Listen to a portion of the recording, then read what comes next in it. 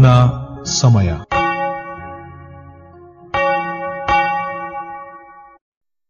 ಜೀವ ಸ್ವರೂಪನೇ, ಪರಿಶುದ್ಧನಾದ ದೇವರೇ, ರಕ್ಷಣೆಯ ಒಡೆಯನೇ, ನಮಗೆ ರಕ್ಷಣೆಯನ್ನ ಕೊಡಲೋಸುಗ ತನ್ನ ಮಗನನ್ನ ಈ ಲೋಕಕ್ಕೆ ಕಳುಹಿಸಿದಾತನೇ. ಸ್ವಾಮಿ, ನಿನ್ನ ಸನ್ನಿಧಿಯಲ್ಲಿ ಬರುವುದರ ಮೂಲಕ ಮತ್ತೊಮ್ಮೆ ನಿನ್ನನ್ನು ಆರಾಧನೆ ಮಾಡಲಿಕ್ಕೆಂದು ಈ ಸಮಯವನ್ನು ಕೊಟ್ಟಿರೋದಕ್ಕಾಗಿ ನಿನಗೆ ಅನಂತನಂತ ಸ್ತೋತ್ರ. ಈ ಆರಾಧನೆಯ ಮೂಲಕ ನಿನ್ನ ರಕ್ಷಣೆಯನ್ನು ಪಡೆಯುವ ಹಾಗೆಯೂ ಈ ಆರಾಧನೆಯಲ್ಲಿ ಸಂಪೂರ್ಣವಾಗಿ ನಮ್ಮನ್ನು ತೊಡಗಿಸಿಕೊಂಡು ನಿನ್ನನ್ನು ಆರಾಧನೆ ಮಾಡಲಿಕ್ಕಾಗಿಯೂ ನಮಗೆ ಸಹಾಯ ಮಾಡು. ಈ ಆರಾಧನೆಯ ಆದಿಯಿಂದ ಅಂತ್ಯದವರೆಗೂ ನಮ್ಮ ಜೊತೆಗಾರನಾಗಿದ್ದು ನಿನ್ನ ರಕ್ಷಣೆಯ ಅನುಭವವನ್ನು ಮತ್ತೊಮ್ಮೆ ಕೊಡಬೇಕೆಂಬುದಾಗಿ ಕೇಳಿಕೊಳ್ಳುತ್ತಾ ಈ ಆರಾಧನೆಯನ್ನು ಆರಂಭ ಮಾಡ್ತಿದ್ದೇವೆ. ಯೇಸುವೆ, ನಿನ್ನ ಹೆಸರಿನಲ್ಲಿ ಬೇಡಿ ಹೊಂದಿದ್ದೇವೆ, ಆಮೆನ್. ನಮ್ಮ ಈ ಪರಿಶುದ್ಧವಾದ ಆರಾಧನೆಯನ್ನ ಆರಂಭ ಮಾಡುವ ಹಾಗೆ ಆರಂಭದ ಸಂಗೀತವನ್ನ ಹಾಡಿಕೊಳ್ಳೋಣ.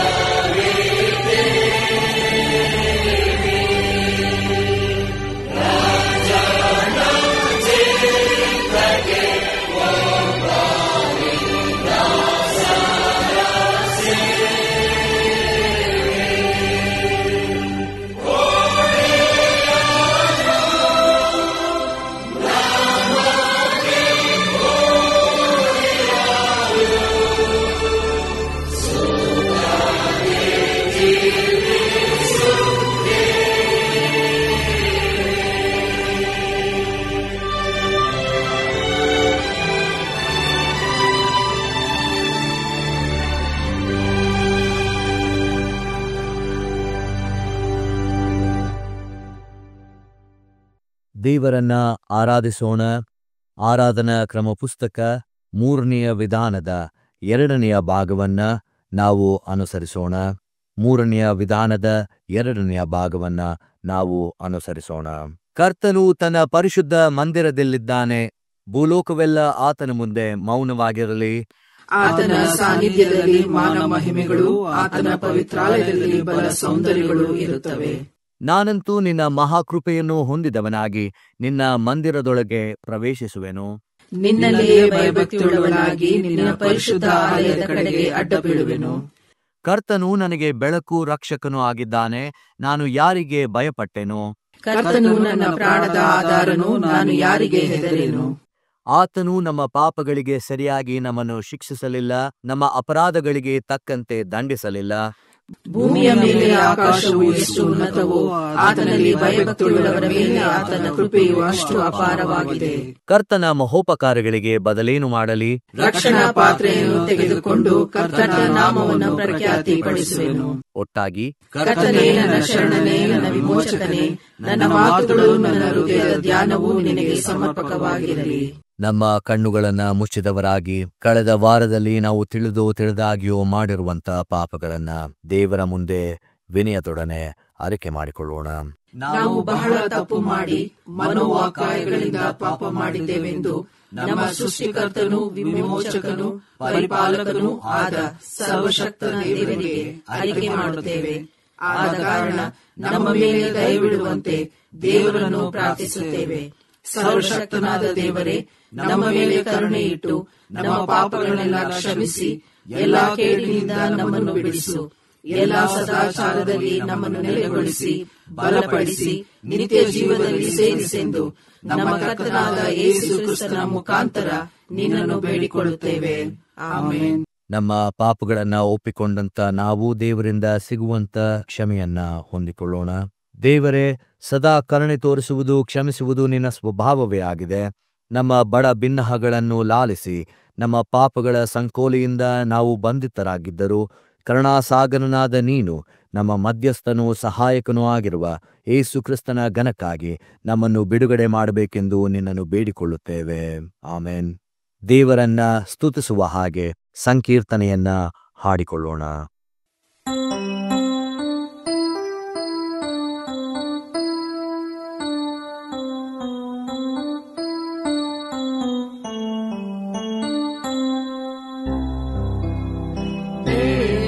ಸೃಷ್ಟಿಶ ಸತ್ಪ್ರಭುವೇ, ಎಲ್ಲ ಜೀವ ಚಲನೆಗಳ ನೆಲೆಯೇ. ದೇವ ಸೃಷ್ಟಿಶ ಸತ್ಪ್ರಭುವೇ, ಎಲ್ಲ ಜೀವ ಚಲನೆಗಳ ನೆಲೆಯೇ. ಈ ವಿಶ್ವದೊಳು ನಾವ ಜೀವ ತರುವವ ನೀನೆ, ಈ ವಿಶ್ವದೊಳು ನಾವ ಜೀವ ತರುವವ ನೀನೆ.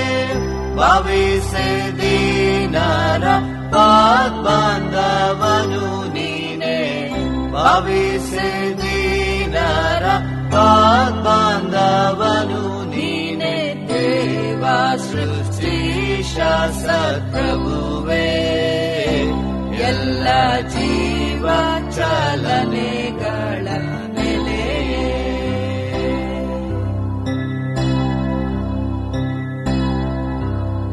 ಕಾಲಾತೀತ ನಿತ್ಯ ಪುರುಷ, ನಿನ್ನ ಪಾಲನೆಯೇ ನಮ್ಮ ಹರುಷ.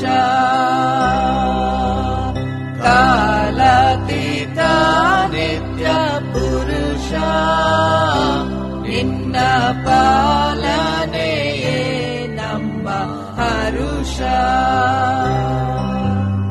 ಮೇಲಾದ ಶಾಂತಿಯ ಭದ್ರಸ್ಥಾನವು ನೀನೆ, ಮೇಲಾದ ಶಾಂತಿಯ ಭದ್ರಸ್ಥಾನವು ನೀನೆ.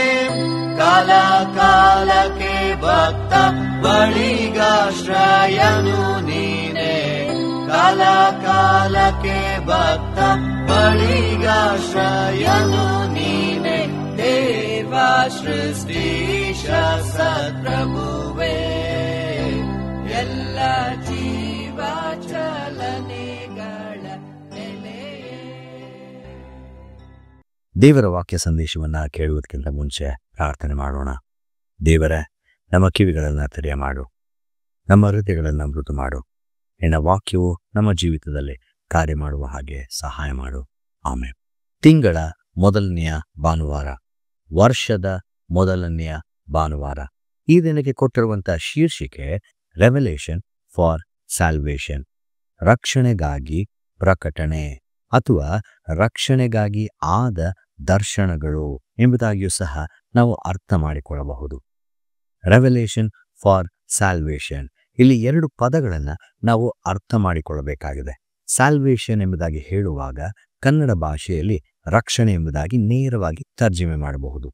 ಹೊಸ ಒಡಂಬಡಿಕೆಯಲ್ಲಿ ಸೋಜೋ ಅಥವಾ ಝೊಟೇರಿಯಾ ಅನ್ನುವಂಥ ಪದವನ್ನು ಹೊಂದಿರುವುದೇ ಆದರೆ, ಹಳೆ ಒಡಂಬಡಿಕೆಯಲ್ಲಿ ಯಶ, ಶಾಲೋಮ್ ಅನ್ನುವಂತಹ ಪದಗಳನ್ನು ಬಳಸಲಾಗ್ತದೆ.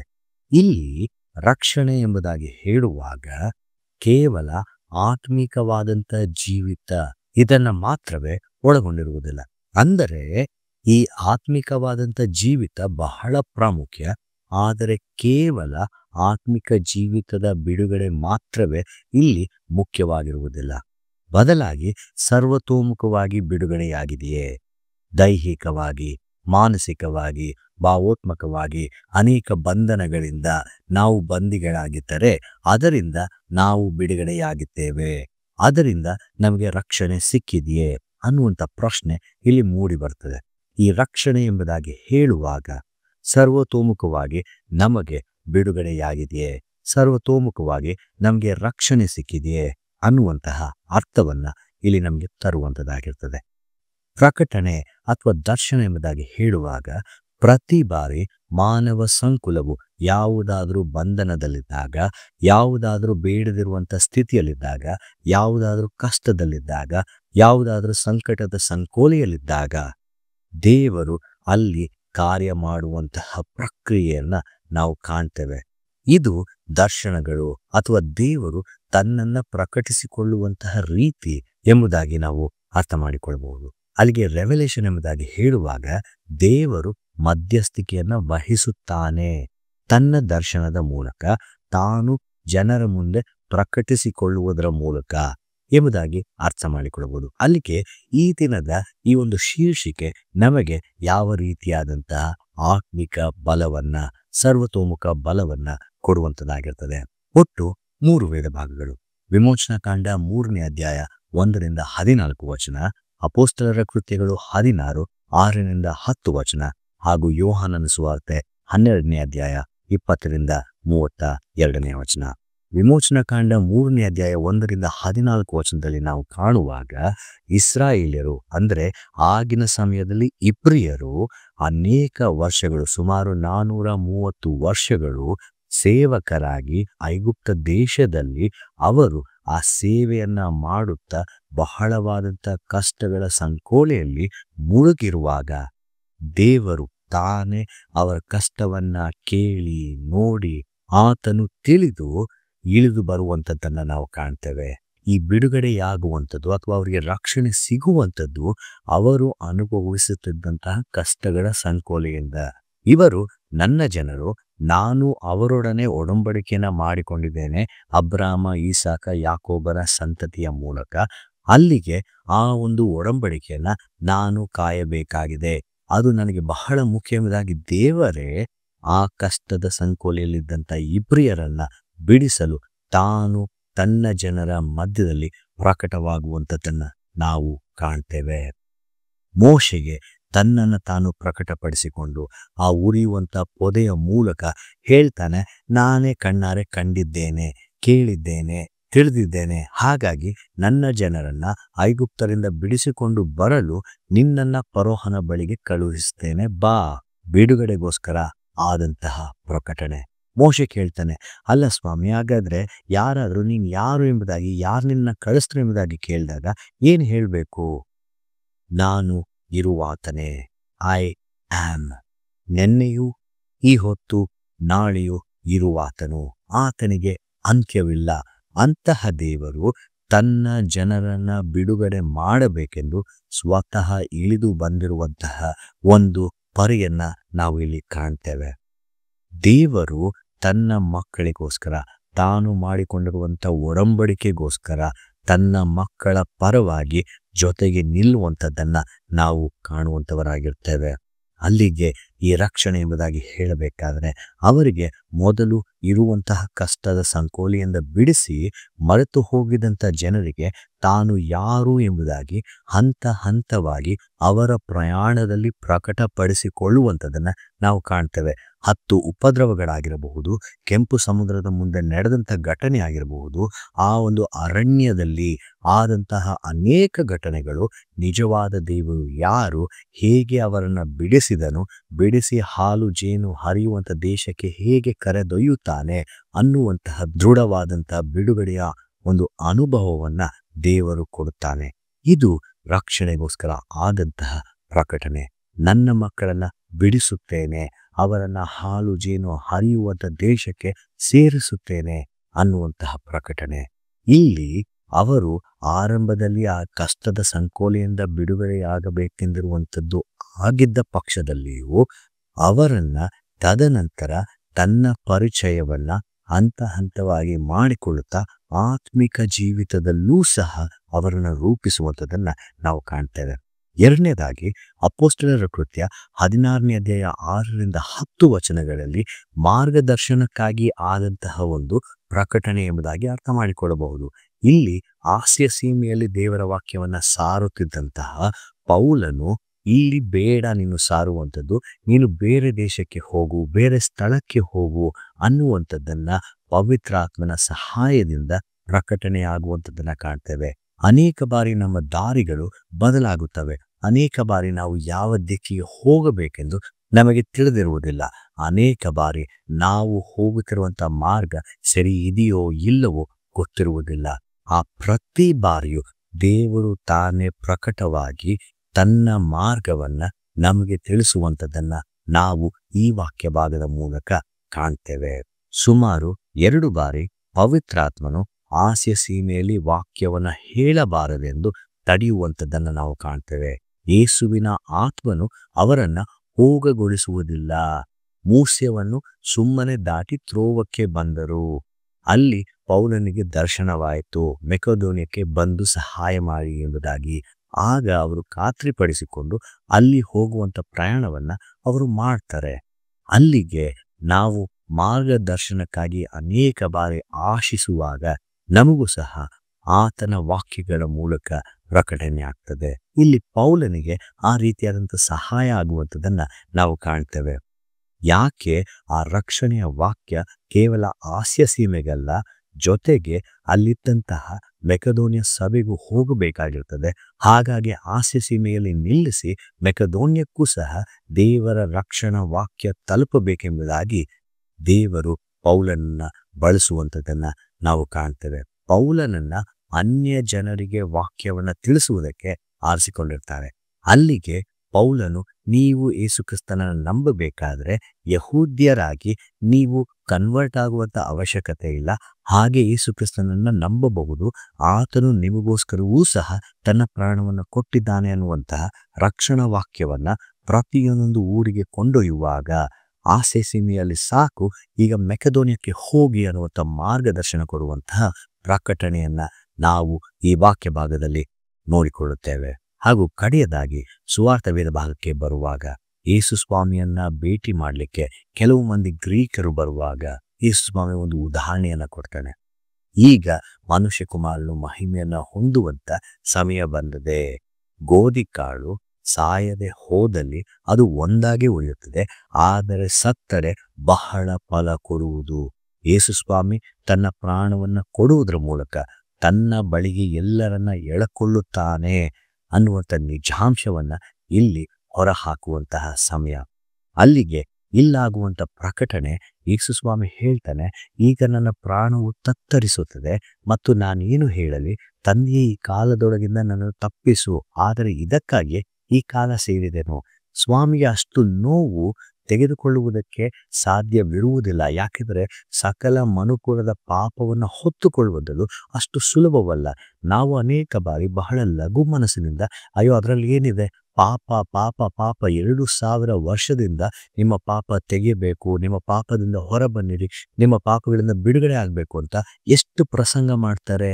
ಅದರಲ್ಲಿ ಗಂಭೀರವಾದಂಥ ಅರ್ಥವಿದೆ. ಯೇಸು ಸ್ವಾಮಿಗೆ ಇದು ಸಾಧ್ಯವಾಗುವುದಿಲ್ಲ, ಕಾರಣ ಅಷ್ಟು ಭಾರವಾಗಿರ್ತದೆ ಆ ಪಾತ್ರೆ. ಆದಾಗ್ಯೂ ಸಹ ಅದಕ್ಕಾಗಿಯೇ ಈ ಕಾಲ ಸೇರಿದೇನೋ ಎಂಬುದಾಗಿ ಯೇಸು ಸ್ವಾಮಿ ಹೇಳ್ತಾನೆ. ತಂದೆಯೇ, ನಿನ್ನ ಹೆಸರನ್ನು ಮಹಿಮೆ ಪಡಿಸಿಕೋ ಅಂದಾಗ ಆಕಾಶವಾಣಿ ಆಗ್ತದೆ. ಮಹಿಮೆ ಪಡಿಸಿದ್ದೇನೆ, ತಿರುಗಿ ಮಹಿಮೆ ಪಡಿಸುವೆನೋ ಎಂದು ಆಕಾಶವಾಣಿಯಾಯಿತು. ತಾನು ಬಂದಂಥ ನಿಯೋಗ, ಸಕಲ ಜನರನ್ನ ಪಾಪಗಳಿಂದ ನಿವಾರಣೆ ಮಾಡಬೇಕೆಂದು ಬಂದಂಥ ನಿಯೋಗ ಯೇಸು ಕ್ರಿಸ್ತನ ಮೂಲಕ ಆಗುತ್ತದೆ, ಆಗಲಿಕ್ಕಿದೆ ಅನ್ನುವಂತಹ ಸತ್ಯಾಂಶವನ್ನ ಇಲ್ಲಿ ಅನೇಕ ಜನರ ಮುಂದೆ ಹೊರಹಾಕುವಂಥದ್ದನ್ನ ನಾವು ಕಾಣ್ತೇವೆ. ಆ ಕಾರಣದ ಸಲುವಾಗಿ ಈ ರಕ್ಷಣೆ ನಮಗೆ ಯೇಸು ಕ್ರಿಸ್ತನ ಮೂಲಕವೇ ಸಿಗುವಂಥದ್ದು ಆಗಿರ್ತದೆ. ಆ ರಕ್ಷಣೆ ನನಗೆ ನಿನಗೆ ಸಿಗಬೇಕಾಗಿದ್ದಲ್ಲಿ ನಾವು ಸಹ ಆ ರಕ್ಷಕನನ್ನ ಕಂಡುಕೊಳ್ಳಬೇಕಾಗಿರ್ತದೆ. ಈ ಒಂದು ಶಿಷ್ಯರು ವಾಕ್ಯಗಳನ್ನು ಸಾರುತ್ತಾ ಹೋಗಬೇಕಾದ್ರೂ ಸಹ ಅದನ್ನೇ ಎಲ್ಲರಿಗೂ ಸಾರುತ್ತಾ ಹೋಗ್ತಾರೆ.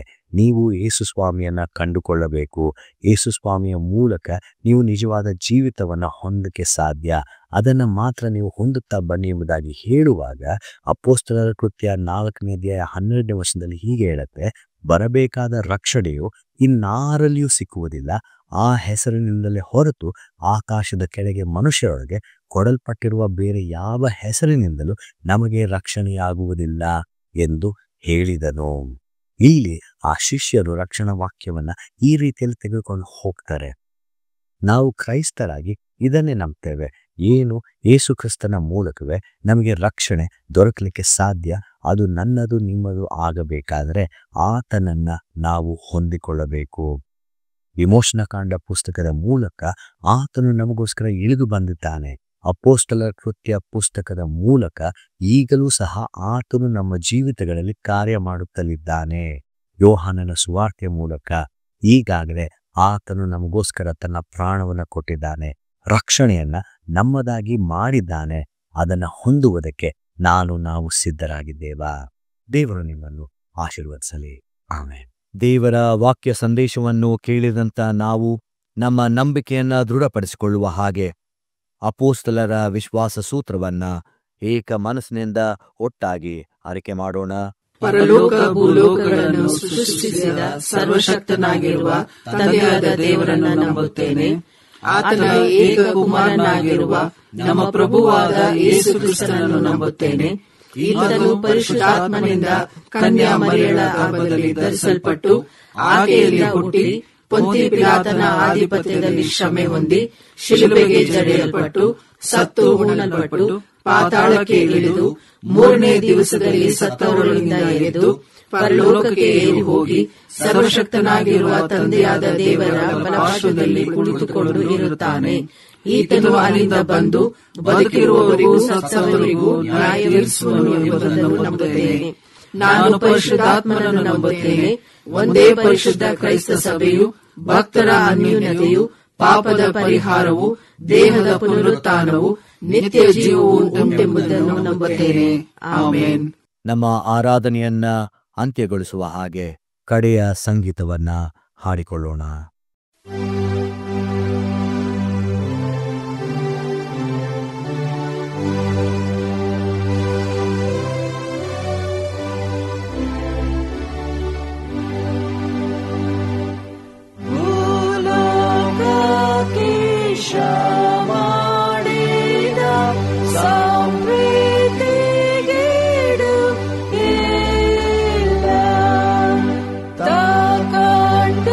ದ್ರೋಹ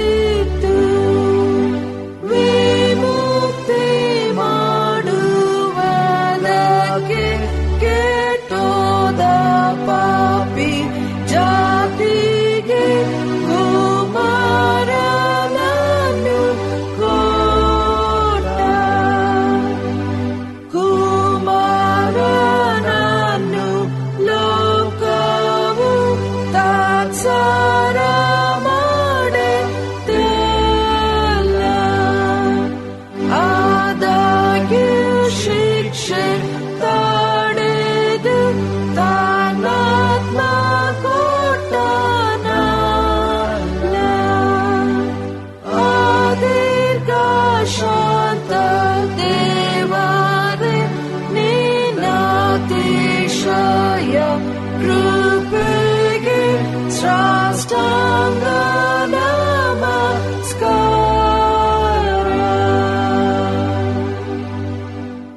ಪರಿಶುದ್ಧನಾದ ದೇವರೇ, ನೀನು ನಮಗೆ ರಕ್ಷಣೆಯನ್ನ ನೀಡಿದೆ.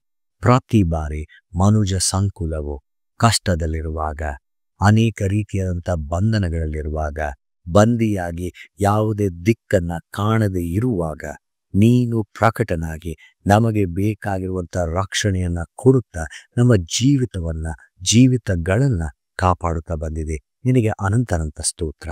ಈ ಆರಾಧನೆಯ ಮೂಲಕ ನಿನ್ನ ರಕ್ಷಣೆ ನಮ್ಮದು ಹೇಗೆ ಆಗುತ್ತದೆ ಅನ್ನುವಂಥದ್ದನ್ನ ನಾವು ಕಲಿತುಕೊಂಡಿದ್ದೇವೆ, ನಾವು ತಿಳಿದುಕೊಂಡಿದ್ದೇವೆ. ಇದನ್ನ ನಾವು ಎಂದಿಗೂ ಬಿಡದೆ ನಿನ್ನನ್ನ ಅರಿತವನಾಗಿ ಮುಂದೆ ಸಾಗುತ್ತಾ ನಿನ್ನಿಂದ ಸಿಗುವಂತ ರಕ್ಷಣೆಯನ್ನ ಪಡೆದುಕೊಳ್ಳುತ್ತಾ ಹೋಗುವ ಹಾಗೆ ಸಹಾಯ ಮಾಡು. ಈ ಆರಾಧನೆಯಲ್ಲಿ ನಮ್ಮ ಜೊತೆಗಿದ್ದಕ್ಕಾಗಿ ನಿನಗೆ ಅನಂತ ಸ್ತೋತ್ರ. ನಾವು ಈ ವಾರವೆಲ್ಲ ನಿನ್ನ ರಕ್ಷಣೆಯಲ್ಲಿ ಬದುಕುವ ಹಾಗೆ ಮತ್ತೊಮ್ಮೆ ಸಹಾಯ ಮಾಡು. ಯೇಸುವಿನ ಹೆಸರಿನಲ್ಲಿ ಪ್ರಾರ್ಥನೆಯನ್ನ ಬೇಡಿ ಹೊಂದ್ಕೊಳ್ತೇವೆ. ಆಮೆನ್. ಕರ್ತನು ತಾನೇ ಕಲಿಸಿಕೊಟ್ಟ ಪ್ರಾರ್ಥನೆಯನ್ನ ನಾವು ಏಕ ಮನಸ್ಸಿನಿಂದ ಆರಿಕೆ ಮಾಡೋಣ. ಪರಲೋಕದಲ್ಲಿರುವ ನಮ್ಮ ತಂದೆಯೇ, ನಿನ್ನ ನಾಮವು ಪರಿಶುದ್ಧವೆಂದು ಎಣಿಸಲ್ಪಡಲಿ. ನಿನ್ನ ರಾಜ್ಯವು ಬರಲಿ. ನಿನ್ನ ಚಿತ್ತವು ಪರಲೋಕದಲ್ಲಿ ನೆರವೇರುವ ಪ್ರಕಾರ ಭೂಲೋಕದಲ್ಲಿಯೂ ನೆರವೇರಲಿ. ನಮ್ಮ ಅನುದಿನದ ಆಹಾರವನ್ನು ಈ ಹೊತ್ತು ದಯಪಾಲಿಸು. ನಮಗೆ ತಪ್ಪು ಮಾಡಿದವರನ್ನು ನಾವು ಕ್ಷಮಿಸಿದಂತೆ ನಮ್ಮ ತಪ್ಪುಗಳನ್ನು ಕ್ಷಮಿಸು. ನಮ್ಮನ್ನು ಶೋಧನೆಯೊಳಗೆ ಸೇರಿಸದೆ ಕೇಡಿನಿಂದ ನಮ್ಮನ್ನು ತಪ್ಪಿಸು. ರಾಜ್ಯವು, ಬಲವು, ಮಹಿಮೆಯು ಸದಾಕಾಲ ನಿನ್ನವೇ. ಆಮೆನ್. ನಂಬಿಕೆಯಿಂದ ದೇವರ ಆಶೀರ್ವಾದವನ್ನ ಹೊಂದಿಕೊಳ್ಳೋಣ. ರಕ್ಷಣೆಯನ್ನು ಕೊಡಲು ಸುಗ ಬಂದಂತಹ ನಮ್ಮ ಯೇಸು ಕ್ರಿಸ್ತನ ಕೃಪೆ, ಆ ರಕ್ಷಣೆಯನ್ನ ಕೊಡಬೇಕೆಂದು ತನ್ನ ಒಬ್ಬನೇ ಮಗನನ್ನ ಕಳಿಸಿದಂತ ತಂದೆಯ ಪ್ರೀತಿ, ರಕ್ಷಣೆಯ ಮಾರ್ಗದಲ್ಲಿ ಇಂದೂ ಸಹ ನಮ್ಮನ್ನು ನಡೆಸಲಿಕ್ಕೆ ಸಹಾಯ ಮಾಡುತ್ತಿರುವಂತ ಪವಿತ್ರಾತ್ಮನಾದ ದೇವರ ಅನ್ಯೋನ್ಯತೆ, ಸಹಾಯವು, ಸಹವಾಸವು ಈಗಲೂ ಯಾವಾಗಲೂ ನಮ್ಮೊಟ್ಟಿಗೆ ಇದ್ದು ಮುನ್ನಡೆಸಲಿ. ಆಮೆನ್.